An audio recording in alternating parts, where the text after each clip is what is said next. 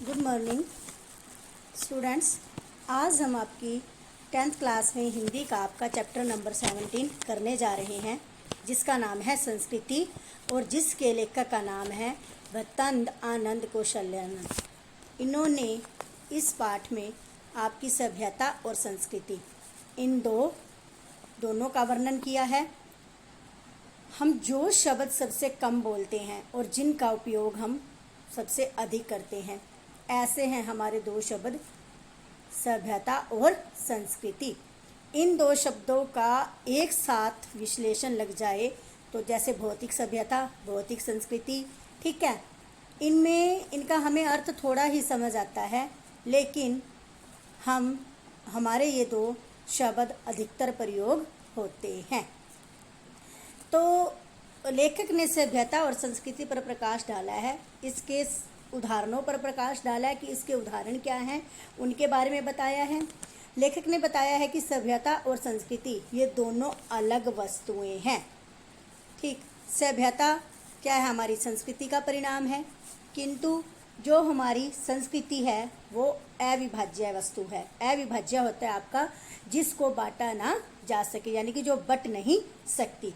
वे संस्कृति का विभाजन नहीं करना चाहते, ठीक, वे संस्कृति को ना तो बांटना चाहते हैं, ठीक है, और ना ही वो इसका किसी तरह से भी विभाजन करना चाहते हैं। मानव के कल्याण के लिए अगर इसको बांटा जाए तो वो मानव का कल्याण नहीं कर सकती, मानव के लिए वो कल्याणकारी नहीं है।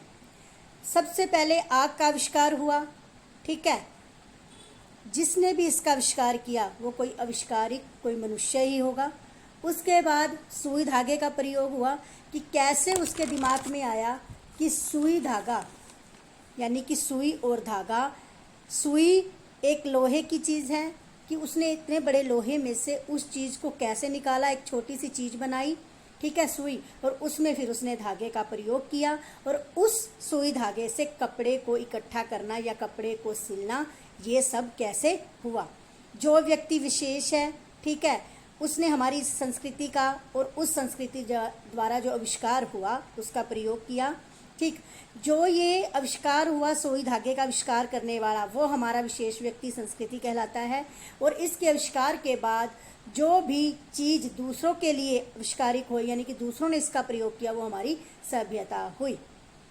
तो ये दोनों चीज़ें, मतलब जिस व्यक्ति ने इसको बनाया है वो व्यक्ति क्या हो गया, उतना ही अधिक व वैसा ही परिष्कृत आविष्कारक करता हो गया। एक संस्कृति व्यक्ति किसी नई चीज़ की खोज करता है, किंतु उसकी संतान उस चीज़ का प्रयोग उतनी अच्छी तरह नहीं कर सकती, ठीक है। तो अगर हम माने कि सुई धागे का प्रयोग किया है, तो ये जिसने भी किया आगे चलकर हम उस सुई धागे का प्रयोग कर सकते हैं, ठीक है, लेकिन वैसे उसका आविष्कार नहीं कर सकते। तो विज्ञान ने आज बहुत तरक्की कर ली है, ठीक है, विज्ञान हमारा बहुत आगे बढ़ चुका है, लेकिन इतना विज्ञान की तरक्की करने के बाद भी हम उन चीज़ों जो हमारी पहले आविष्कार हो चुकी हैं, सपोज करो आग है, ठीक है, उसको पत्थर से रगड़ कर निकाला उसने, पत्थर में से पत्थर को रगड़ा, उसके बाद आग तैयार की, सुई धागा उसने तैयार किया। हम उन चीज़ों का जो आविष्कार हुआ है उसका प्रयोग कर सकते हैं, लेकिन हम अब वैसे ही उन्हें या तो उनका आविष्कार नहीं कर सकते, आविष्कार की ही चीज़ों का हम प्रयोग ही कर सकते हैं। विज्ञान एक बहुत गतिशील और बहुत पावरफुल चीज़ बन चुकी है। न्यूटन एक संस्कृत था, ठीक है, उसने एक चीज़ की आविष्कार किया साइंस में, ठीक। तो अब आगे जो उसके सिद्धांत है वो हमारे सभ्य कहलाएंगे, जो उसने हमें आविष्कार करके जो चीज़ दी है हम उसका प्रयोग करेंगे और हम उसके सभ्य कहलाएंगे, ना कि हम न्यूटन की जगह ले सकते हैं।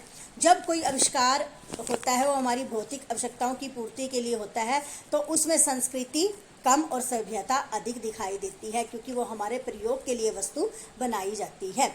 किंतु जब हमारा सपोज करो किसी व्यक्ति का पेट भरा है और वो ऊपर आसमान में देख रहा है, तो वो यही सोच रहा है कि ये तारे, इतने तारे कहाँ से आए, ये तारे हमें रोशनी दे रहे हैं, जगमगा रहे हैं, ठीक है, तो वो संस्कृति का जनक है।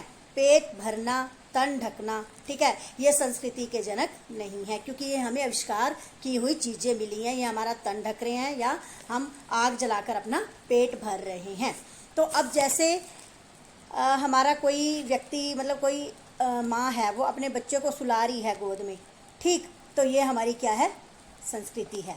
ठीक, सभ्यता क्या है हमारी, अगर सभ्यता वो है कि जो चीज़ें हमें बनी बनाई मिल गई, ठीक है, हमारे खाने पीने के तरीके, ठीक, हमारा कपड़ों का पहरावा कैसा है, ठीक, हम गमन के साधन कैसे यूज़ करते हैं, ठीक, तो ये हमारी क्या कहलाती है, सभ्यता। मानव को जो योग्यता मिलती है, आत्मविनाश के जो साधनों का आविष्कार करती है, ठीक है, उसकी संस्कृति कहें या असंस्कृति।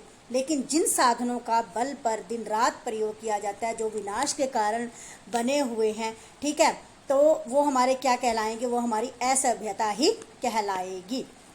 तो इसमें क्या कहा है, लेखक क्या कहना चाहता है कि मानव जो है वो संस्कृति की एक अविभाज्य वस्तु है, जिसको बांटा नहीं जा सकता, जिसका विभाजन नहीं किया जा सकता, और उसमें जितना अंश कल्याण का है, ठीक, वह अकल्याणकर की अपेक्षा श्रेष्ठ ही नहीं, स्थायी भी है। तो ये बेटा आपका लेसन था, ठीक, इसके क्वेश्चन आंसर भेजे जा रहे हैं, आपने राइट और लर्न दोनों ही करने हैं। धन्यवाद।